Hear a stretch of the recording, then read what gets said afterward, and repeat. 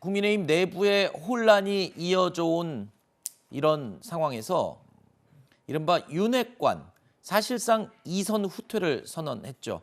일단은 수습 국면으로 굉장히 나아가고 있는 그런 상황이긴 합니다. 아니 또 이렇게 몰려. 그래도 선배 이제 어제 내가 다 얘기를 했잖아요. 페이스북 글 올리셨는데 네. 그래도 아니 내가 저 상임 활동하고 지역 활동을 열심히 하겠다고 했으니까 할 말이 없어요. 올리시게 된 배경 그냥 있는 그대로만 봐주세요. 이선 후퇴 이런 식으로 이제 얘기들이 나오고 있는데 대통령이 오늘 보도 중에 대통령께서 이제 원내대표님께 의사를 전달하신 게 있다는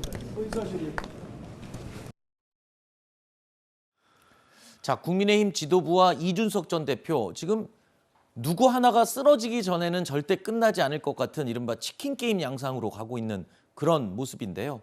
장제원 의원의 이선 후퇴 그리고 국민의힘의 여러 가지 대응들 윤심이 작용한 것 아니냐는 말들이 나오고 있습니다. 오늘 아침 출근길에 윤 대통령은 어떻게 말했을까요? 들어보시죠.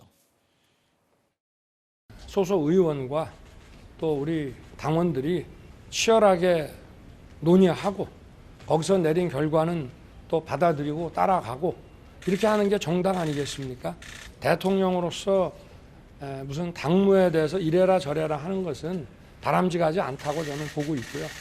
하여튼 우리 당이 어떤 민주적 거버넌스를 가지고 어려운 문제들을 잘 헤쳐나갈 것이라고 기대하고 또 믿고 있습니다.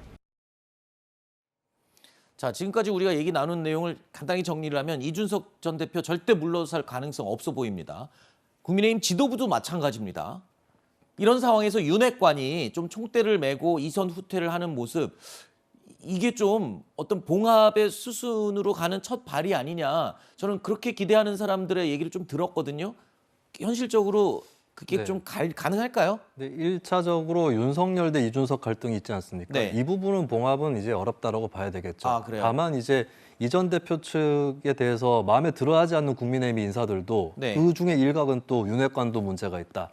권성동 원내대표는 왜 사퇴 안 하느냐 이렇게 생각할 수 있는 거 아니겠습니까? 네. 근데 그거를 일단 잘라냈기 때문에 오히려 거꾸로 보면 이준석 전 대표에 대한 고립이 더 강해질 수도 있다. 아하. 예, 그렇다면 이 전 대표도 명분이 별로 없지 않느냐 네. 이렇게 될 수 있기 때문에 일단 양측 간의 윤대 이의 갈등 여기서는 이제 봉합은 힘들 것으로 보고 그 나머지 부분에서의 어떤 분위기 추스르기 이거에는 도움이 될 수 있겠죠. 근데 저는 거꾸로 또 이번 사태가 봉합이 아닌 절제 수술의 측면도 있다. 절제 수술이요? 예, 이 흐름대로 가게 되면 저는 대통령실과 여당 간의 분리 현상이 강해질 수도 있다. 그래서 대통령도 이제 당에는 좀 신경을 끄든지 해서 일단 그리고 윤 대통령의 이 현 정부가 역대 정부에 비해서 관료에 대한 의존이나 이런 것들이 가장 강한 정부입니다. 네. 테크노크라트 정부라고 해도 무방할 그런 네. 성격인데 그런 것들이 더 강화되고 네. 좀 당정 분리도 더 강화되는 방향으로 갈 수 있지 않을까 이렇게 네. 전망을 해봅니다. 사실 이준석 전 대표가 요구했던 여러 가지 중에 대표적인 게 윤핵관의 후퇴였거든요. 이선 후퇴.